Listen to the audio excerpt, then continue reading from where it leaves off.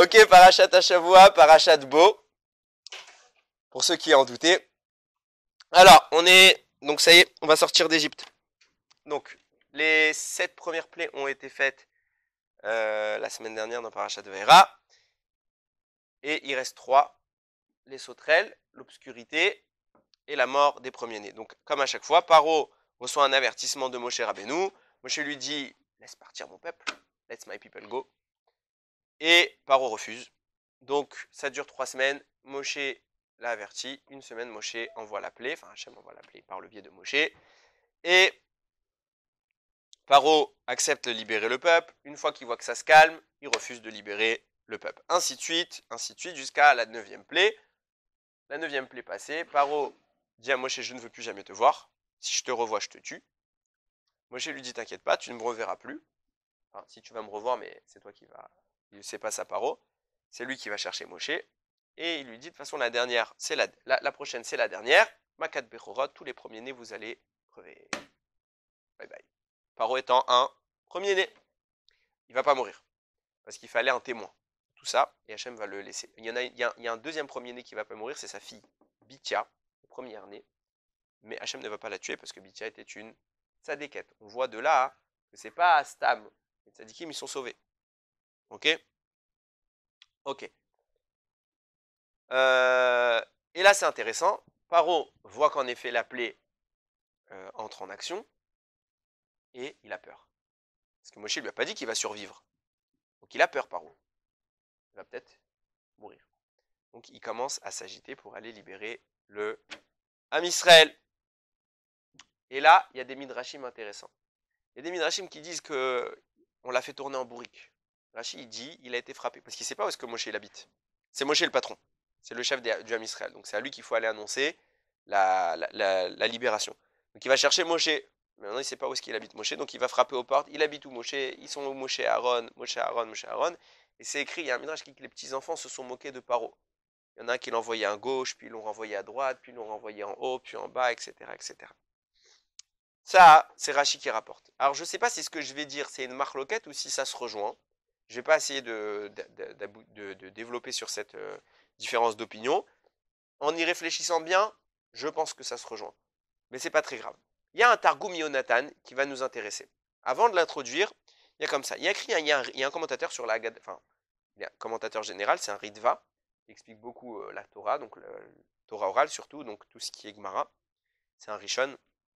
Il a fait un commentaire sur la Haggadah de Pessah. Dans sa Haggadah de Pessah, il dit, quand à Kadosh Baruch Hu, il écrit Uvmora Gadol, avec une grande terreur. Qu'est-ce qui a été une grande terreur? Il explique c'était quoi la grande terreur. C'est les 2 fois où Kadosh Baruch Hu s'est manifesté et que tout le monde l'a vu se manifester en Égypte. 2 fois.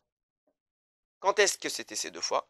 Première fois les 2 fois dans notre paracha. Première fois quand on va arriver dans Parashat HaChodesh. Dans notre paracha, il y a la Parashat HaChodesh où Akadosh Baruch Hu va définir le mois de Nissan comme étant le premier des mois du calendrier juif. Je rappelle que dans le calendrier juif, le Rosh Hashanah est le 7e mois de l'année.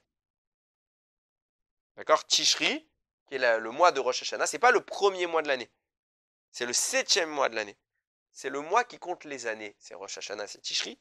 Mais le premier mois de l'année, c'est Nissan. Il y a tout un rapport entre Tishri et Nissan, entre pourquoi l'un c'est le début de l'année du calendrier, il y en a un c'est le début des mois. Bon, c'est pas le propos maintenant. À ce moment-là, Akadosh Baruch Hu va intervenir pour montrer à Moshe Rabbeinu la mitzvah de Kiddush Levana, quand on fait Birkat Levana, tout le Ham Israël va l'entendre. Tout le Ham Israël entend Akadosh Baruch Hu en train de parler à Moshe. Bien que ce n'est pas écrit dans la Torah, lui il dit au nom des Chachamim, Chachamim nous ont dévoilé, tout le Ham Israël a entendu parler Hachem. Première fois. Deuxième fois, au moment de la sortie d'Égypte. Quand on est sorti, tout le monde a entendu parler à Kadosh Baruch Hu. C'est intéressant parce que c'est écrit nulle part. C'est pas Hachem qui a annoncé la Géoula. Qui a annoncé la Géoula? Paro. Paro va courir. Il va dire Kumut Seu Mitochami, levez-vous et sortez de parmi mon peuple. Maintenant, il a peur. Il est premier-né. Il voit les premiers-nés tomber un par un. Il sait qu'il est sur la liste. Donc, il a peur. Et comme il a peur, il va vite s'agiter. Maintenant, vient le Targum Yonatan Ben Uziel. Et il dit quelque chose d'extraordinaire. Déjà, la question que j'introduis là, c'est où on voit qu'Akadosh Baruch Hu a parlé, puisque c'est Paro qui a parlé. quand on voit le détail, le Targum Yonatan Ben Uziel, il dit mais c'est invraisemblable que Paro puisse parler. Parce que quand vous voyez où se trouve Paro, où se trouve le Ham Israël, pas possible. Il dit l'Égypte à l'époque, c'était un pays qui faisait 400 parsa. 400 parsa, ça fait à peu près 1800 km. Ok? Les Bnei Israël résident dans une ville qui s'appelle Goshen. Goshen est au milieu de l'Égypte. Paro a un palais qui lui n'est pas au milieu, qui est à l'extrémité de l'Égypte. Donc, il y a pile la moitié de 1800 km, il y a à peu près 900 km qui séparent Paro des Bnei Israël. Comment ils peuvent l'entendre? Comment Paro peut venir leur dire? Pas possible. Vient le Targum, il dit, la voix de Paro s'est fait entendre par tout le Ham Israël, malgré le fait que 900 km les séparaient. Au point où, en fait, ce Targum Yonatan Ben Uziel, il est tiré d'une Gemara dans le Yerushalmi. Vous savez qu'il y a deux types de Gemara. Il y a le Babli, c'est ce qu'on étudie en classe. Ok? Il y a le Babli, et il y a le Yerushalmi. Le Yerushalmi, c'est le Talmud de Jérusalem. Ok? Dans le Yerushalmi, vous regardez dans Masechet Pesachim, chapitre 5, Halacha 5, là-bas c'est rapporté, Rabbi Lévi il dit, sache qu'Akadosh Baruch Hu, il a augmenté la voix de Paro et elle s'est faite entendre sur une distance de 40 jours de marche. Et qu'est-ce qu'il leur a dit? Levez-vous, sortez de mon peuple. Hier, vous étiez les esclaves de Paro. Aujourd'hui, vous êtes les esclaves d'Akadosh Baruch Hu. J'admets, cassez-vous. Vient le Ben Ishra, il dit, comment Paro il a fait pour qu'on l'entende, que tout le monde l'entende? Akadosh Baruch Hu a placé un ange dans sa gorge, et l'ange a fait office de microphone. Tout le monde a entendu Paro. Tout le Ham Israël, peut-être même les Égyptiens, je ne sais pas, je ne suis pas sûr. Mais tout le Ham Israël, où que nous soyons, tout le monde a entendu Paro. Ouais. Kol hakavod, c'est ma question. Kol hakavod, génial. Parfait. T'es arrivé là où je voulais que tu arrives. Deux questions. Petit 1. Pourquoi? À quoi ça sert? Pourquoi Kadosh Baruch Hu, il passe pas par le mode standard? Le mode standard veut dire, je parle à Moshe, enfin Hachem parle à Moshe, et Moshe transmet. Pourquoi il fallait que tout le monde entende? Qu'est-ce que ça signifie que tout le monde s'est mis à entendre? Premier point. Deuxième point, hein. Pourquoi ça passe par Paro? Paro, ce rachat, tu places un malard dans sa bouche, parce qu'il ne faut pas qu'il se fatigue. Au contraire, fatigue-le, qui court dans tout, qui se tape 900 km. Alors vous allez me dire, parce qu'il fallait qu'il sorte pile à l'heure. D'accord, envoie des messagers, envoie j'allais dire des chameaux, ça aurait pris un peu de temps. Envoie tes chevaux, envoie ce que tu veux. Torture-le. Il mérite. Ça va, il s'est pris 10 plaies, il est plus à sa près. Fais-lui peur. Pourquoi il faut que ça passe par Paro? Et pourquoi il faut qu'on entende comme ça? Écoutez bien, hein. C'est intéressant. Il y a une Mishnah dans Pirkei Avot, que Akadosh Baruch Hu a créé le monde par 10 paroles. 10 paroles ont été utilisées pour créer le monde. C'est pour ça qu'à chaque fois, il écrit Vayomer Hachem. Il y a écrit à chaque fois Vayomer, je sais plus si c'est Vayomer Elohim. Yehi Or. Non, c'est Vayomer Hachem. Non, c'est Vayomer Elohim, excusez-moi. Yehi Or. Que la lumière soit, etc., etc., etc. Hachem parle, Dieu crée. Tout simplement. Il parle, ça crée. Le monde. La Gemara pose, enfin la Mishnah pose la question, pourquoi Kadosh Baruch Hu a fait une parole? On aurait pu faire une seule parole et créer le monde. Yehi Haolam, que le monde soit. Non, Yehi Or, etc. Pourquoi? Les réponses sont très ambiguës, très surprenantes. On ne comprend pas vraiment le sens. Pour récompenser les tzadikim et pour punir les réchèmes. De quoi on parle? Sinon, c'est pour récompenser les tzadikim qui maintiennent le monde créé par 10 paroles et pour punir les réchèmes qui détruisent le monde créé par 10 paroles. De quoi on parle? Viens le Sfat Emet qui te dit, c'est quoi les réchèmes qu'on est en train de punir? C'est Paro, au travers des 10 plaies. C'est quoi les tzadikim qu'on récompense? Les Bnei Israël, au travers des 10 commandements directs, tu vois. Il y a un lien entre les 10 paroles qui ont créé le monde, les 10 plaies et les 10 commandements. C'est quoi le lien? Je explique comme ça. Quand Akadosh Baruch Hu a créé le monde, il a utilisé 10 paroles. À ce moment-là, le monde n'est pas souillé. Le monde, il respire la pureté. Pourquoi? Parce que c'est le monde d'Akadosh Baruch Hu, Dieu il a créé, son intervention dans le monde, elle était directe. Parfait. Il n'y a pas de problème. Le mal va vouloir tenter une emprise, de prendre une part de ça. Il va y arriver. Adam Arishon mange le fruit de l'arbre. Comment s'appelle cet arbre? L'arbre de la connaissance du bien et du mal. Pourquoi le bien et le mal? Tu aurais dû me dire la connaissance du mal. Adam, il connaît le bien. Pourquoi le bien et le mal? Parce que comme ça, on lui donne l'arme pour se défendre. L'arme pour se Ça défendre veut contre dire, quoi? quand s'il connaît le mal, il va être tenté d'y aller. Mais il connaît déjà le bien, il n'y a que le mal qu'il doit apprendre. Si. Même, j'ai envie de te dire, il sait pas c'est quoi le mal. Quand Dieu vient, il te dit, ça tu peux pas. Tu sais que ça fait mal. Ouais. Il connaissait même pas le bien, parce que pour lui c'était normal. C'était même pas le bien. Non, faux. Il savait que c'était bien, ce qui était mal. Oui. Quand on fait des choses de mal, et après pour revenir au bien, il faut une arme, il faut quelque Non, mais chose. c'est d'air. Parlez à l'époque où Adam Arishon, il a que le bien devant lui à ce moment-là. Il est bon. Le Yitzhara, c'est quelque chose encore d'étranger à lui. Donc il connaît pas quoi? Il sait c'est quoi le bien, mais il sait pas c'est quoi le mal. Et même le mal, il sait c'est quoi en vrai? C'est simplement que c'est un peu loin de lui, mais il sait c'est quoi. Alors ça se passe. Qu'est-ce qu'il apprend de nouveau en goûtant cette arme, en connaissant le bien et le mal? Ce qu'il apprend, je rappelle qu'en français, et c'est une conjonction. C'est-à-dire que c'est une union entre deux éléments. Ce qu'il apprend, c'est la fusion des deux. Jusqu'à maintenant, le bien est quelque chose de clair. Le mal est quelque chose de clair. Le bien, c'est tout ce qu'Akadosh Baruch Hu a fait, et tout ce qu'Akadosh Baruch Hu dit, c'est le bien. Tout ce que Hachem ne dit pas et qui contredit la parole d'Hachem, c'est le mal. Donc c'est binaire. Très simple.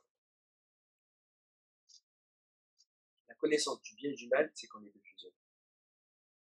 Quand le mal pénètre le bien, au point que tu n'arrives plus à savoir ce qui est bon et ce qui est mauvais. Je m'explique. Il y a des choses que rationnellement on comprend que c'est mauvais. Je te dis ce que tu as tué. Si tu tues quelqu'un, il est clair, net et précis que tu sais que tu as fait quelque chose de mal. Si tu es une personne normale, si tu es un meurtrier, il y a un moment tu distingues. Mais une personne normale, Shabbat. Prenez l'exemple du Shabbat. Tout le monde fait Shabbat, il n'y a pas de souci, j'ai compris. Super. Si maintenant quelqu'un fait Shabbat, il prend une allumette, il allume l'allumette Shabbat, il a transgressé Shabbat au plus haut niveau. Est-ce que, en faisant ça, il ressent qu'il a fait du mal? Qu'il le sache, c'est une chose. Et qu'il sente la souffrance du mal qu'il est en train d'occasionner, ça, faut être quelqu'un de très grand. On est bien d'accord là-dessus. On sait qu'on a fait quelque chose de mal, on ne ressent pas ce mal. C'est-à-dire qu'on n'a pas vu du tout en quoi notre action était grave. Pourquoi? Parce que le bien et le mal ont fusionné. Aujourd'hui, je sais plus ce qui est bon, ce qui est mauvais. Ma neshama est en train d'hurler. D'hurler. C'est un supplice que je viens de faire. Et moi, je sens rien. Pareil, à l'envers. Pareil à l'inverse. Des fois, il y a des choses qui sont bonnes, que je crois, mauvaises. Des choses qui sont bonnes, que je crois, mauvaises. Des fois, tu dis aux gens, il faut pas faire ça. Exemple. Un homme ne doit pas toucher une femme. Ah, mais ma tante, si je lui fais pas la bise, elle me fait la tête, elle a de la peine. C'est la Torah, elle veut que je fasse de la peine? Oui. Oui. Qui a dit? Qui est venu te faire un rapport ici? On n'a pas dit qu'il faut faire de la peine, j'exagère. Évidemment. Je lui explique. Mais c'est pas parce que ta tante veut que tu transgresses la parole d'Hachem. Toi, en faisant la bise à ta tante pour pas lui faire de la peine, tu penses faire du bien. En fait, tu es en train de faire du mal. Tu penses faire bien, alors que c'est mal. Déjà, tout simplement, Adam Arishon, en goûtant ce fruit, il a fusionné les deux. Maintenant, son travail, c'est de les séparer. Pour réparer son erreur. En fusionnant les deux, les 10 paroles qu'Akadosh Baruch Hu a créées, a utilisées pour faire le monde, se sont imprégnées de forme humaine. C'est pourquoi il faut qu'elle s'exprime maintenant dans une version négative et dans une version positive. Quelle sera la version négative? C'est la sanction des Réchaïm. Paro va se recevoir 10 plaies. Pourquoi? Pour briser le lien entre le mal et le bien, il s'est incorporé dans les 10 paroles que Dieu a utilisées pour créer le monde. Et une fois que cette plaie intervient, il ne reste que sa version positive. Et donc, à chaque fois, 10 notions vont ressortir. C'est pourquoi le Ham Israël va recevoir une récompense. C'est quoi? La version positive. Quelle est cette version positive? Les 10 commandements. Et vous allez voir comment Akadosh Baruch Hu, il a fait les choses. La logique. Bien, le Maharal de Prague, il te dit, comprends bien dans quel ordre les choses se font. Dieu a utilisé 10 paroles pour créer le monde. Donc 1, 2, 3, 4, 5, 6, 7, 8, 9, 10. Maintenant, le mal les a toutes souillées. Donc pour les réparer, je vais de la fin pour remonter au début. Pourquoi? Parce qu'on est dans une sphère concentrique. Ok? Imaginez ça comme une sphère concentrique. Donc avant d'arriver au centre, je suis à l'extérieur, je dois d'abord passer à l'extérieur. Donc, je viens, je nettoie la première couche, et en fait la 10e. Parce que maintenant, moi, je me retrouve à l'extérieur de tout ça. Je suis plus au centre du bien. J'ai été exclu de tout ça, je dois re-rentrer dans ce centre. Je suis dans le mal. Donc, je vais à l'envers. Tout est à l'envers. Le mal, c'est l'inversion de la vérité. Donc, je dois repartir de la fin et progressivement revenir au début. Ce qui veut dire que la première plaie venait réparer la 10e parole créatrice. La deuxième plaie venait réparer la 9e, la 3e, etc., etc. Jusqu'à que la 10e plaie, Makat Bechorot, vienne réparer quelle parole? La première. Quelle était cette première parole? Et c'est là que ça devient intéressant. À chaque fois qu'Akadosh Baruch Hu va créer, il va dire Vayomer. Donc ça veut dire que la création, elle passe par le verbe, par le mot. Dieu parle, le monde se crée. Il n'y en a qu'une qui ne passe pas par Vayomer. C'est laquelle? La première. C'est quoi la première création que Dieu a faite? La lumière? Non. Avant ça, c'est Bereshit. Le premier acte créateur s'appelle Bereshit. Il n'y a pas de parole. Dieu ne parle pas. Bereshit bara Elohim et Hashamayim et Haaretz. Dieu ne parle pas. Après, Vayomer. Ça veut dire que, puisqu'on est dans la première parole créatrice, il n'y a pas encore de parole, on est avant l'expression. Qu'est-ce qui précède l'expression? La pensée. On est dans la pensée. Vous comprenez bien que la pensée est une notion d'une finesse et d'une perfection inégalable. Je m'explique. Vous pensez à quelque chose, ce que vous voulez. Dans votre tête, il est parfaitement défini. Il est parfaitement clair. Il est précis. Il est détaillé. Essayez de le décrire. Vous allez perdre une tonne d'informations. Une tonne d'informations. Regardez un exemple. Prenez un auteur de livre, et des fois son livre il a tellement cartonné qu'on en fait un film. Tous ceux qui ont lu le livre te diront, le film ne donne pas tous les détails. Parce qu'en réalité, et même l'auteur il te dit, mais non, moi en fait je le voyais plus comme ça. En fait, pourquoi? Parce que dans les mots que tu as mis, on ne pouvait pas comprendre tout ce que tu pensais. Tu es obligé de mettre quelques mots. Sachez que par exemple en psychologie, on utilise beaucoup ça. Par exemple, les gens qui passent des Shalom, ils ont vécu la Shoah. Vous savez que sur le plan psychologique, un des meilleurs moyens de les aider, c'était quoi? Leur demander d'écrire. Leur demander d'écrire, de faire des témoignages écrits. Pourquoi? Parce que dans leur tête, l'horreur, elle est tellement grande, ça ne peut pas ne pas laisser un impact. Et l'impact est grand. Mais ça, c'est clair que dans ton esprit, personne ne peut savoir ce que ça signifie. Tu ne peux pas lire ma pensée. Le seul moyen que tu as de percevoir ma pensée, c'est quand je vais te la dire. Et quand je vais te la dire, je vais placer un mot. Le mot n'est pas aussi puissant que ce qui s'est passé. Je parle d'horreur. T'as une conceptualisation minimaliste de l'horreur. Tu ne sais pas c'est quoi la vraie horreur qu'il a vécue. Donc d'un coup, dans la gravité qu'il a vécue, qui est sans limite, on passe à horreur. Horreur, c'est un mot défini. Bloqué. Limité. On ne sort plus de ce mot. Et donc psychologiquement, il a réduit sa douleur. Bereshit, on est avant la parole. On est avant la parole. On est dans la pensée d'Hachem, dans la perfection. Qu'est-ce que crée Dieu à ce moment-là? Les lettres. Les lettres de la terre. C'est tout. Le moyen de parler. Mais à la seconde où tu as les lettres, qui sont l'énergie infinie, qui sont la pensée d'Akadosh Baruch Hu, mais que tu en fais des mots, tu passes dans le monde du restreint. Quand tu es dans la pensée, tu es dans le monde de l'infini. Quand tu es dans les mots, tu es dans le monde du restreint. Akadosh Baruch Hu, par la 10e plaie, est en train de réparer quoi? Le monde de la pensée. Il répare Bereshit. Et alors, on n'est plus dans le restreint. Il n'y a plus de limite.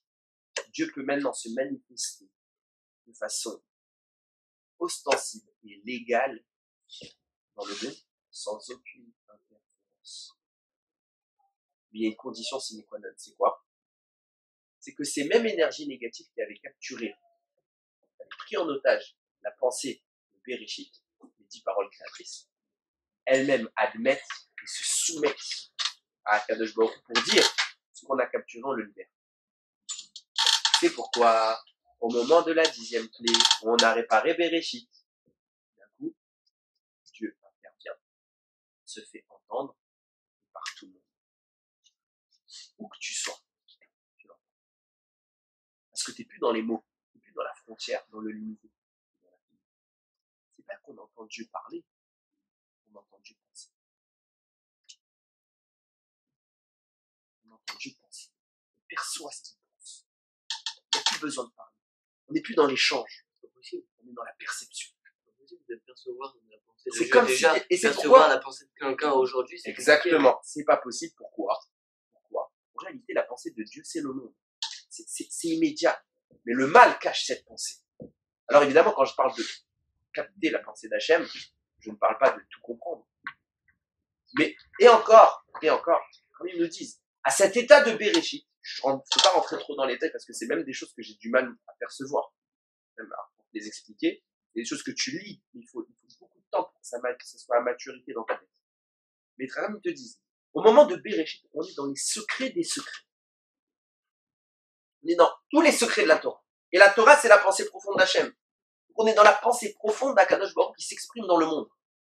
C'est d'abord l'expression, le début de la création du monde, c'est l'expression de la pensée d'Hachem. Et quand je suis dans cette pensée-là, il n'y a pas de limite. Il n'y a plus de limite. C'est pour ça que où que tu sois, tu l'entends. Une fois que ce défaut, les forces du mal qui ont bridé l'entente d'Akadosh Baruch Hu, il est réparé, Makat Bechorot est bienvenu. Qui doit l'admettre? Le mal. Parce que c'est lui qui bloque tout ça. Lui, il doit admettre. Je reconnais que je ne suis plus le propriétaire de tout ça. Je libère ses forces. C'est pourquoi c'est de la bouche de Paro que ça va se faire. Et qu'est-ce qu'il va dire? Il va dire, sortez. Hier, vous étiez les serviteurs. Maintenant, vous êtes ses serviteurs. À ce moment-là, qu'est-ce qui se passe? Il libère la première parole créatrice, qui correspondra au premier des 10 commandements. Regardez les mots que dit Paro, c'est exactement le premier commandement. Vous étiez les esclaves de Paro. Maintenant, vous êtes les esclaves d'Hachem. C'est ça qu'il a dit Paro. C'est quoi le premier des 10 commandements? Je suis Hachem, ton Dieu. Tu es mon esclave. Qui t'a fait sortir d'Égypte, où tu étais esclave. Tu as changé de maître. Le fait de libérer les énergies positives de Bereshit te fait retourner chez moi. Et ça, tout le monde l'entend. Et qu'est-ce qu'il y a de merveilleux là-dedans? Qu'est-ce qu'il y a de merveilleux là-dedans? Entendre Hachem. On a fait le veau d'or, on n'entend plus Hachem. Du moins, si on tend pas l'oreille.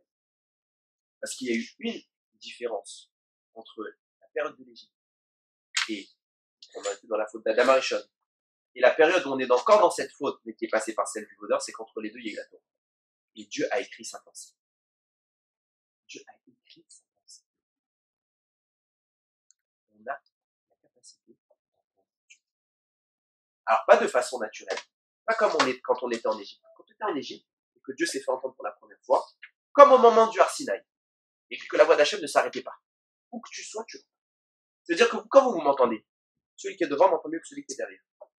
À moins que j'ose la voix. Mais encore une fois, tu m'entendras toujours plus fort que celui qui est au fond. Au moment de Matan Torah, Dieu parle avec la même tonalité, la même sonorité. Tout le monde l'entend de la même manière. Sans qu'il ait besoin de crier. Et ceux qui sont forts devant entendent fort et ceux qui sont derrière entendent, mais moins fort. Non. Ceux qui sont devant entendent de la même manière que ceux qui sont derrière. C'est un son qui continue. Pourquoi? Parce qu'on revient dans l'expression d'origine de la pensée.